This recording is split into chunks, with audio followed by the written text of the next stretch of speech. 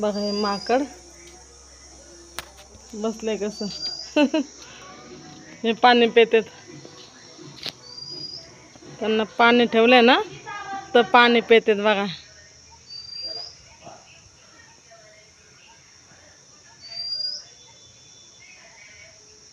किती माकड आमच्या आम्ही तर वरती राहतो, इथं खाली पाठीमागं ठेवलंय पाणी. पाणी कसं पितात कसं बसलंय.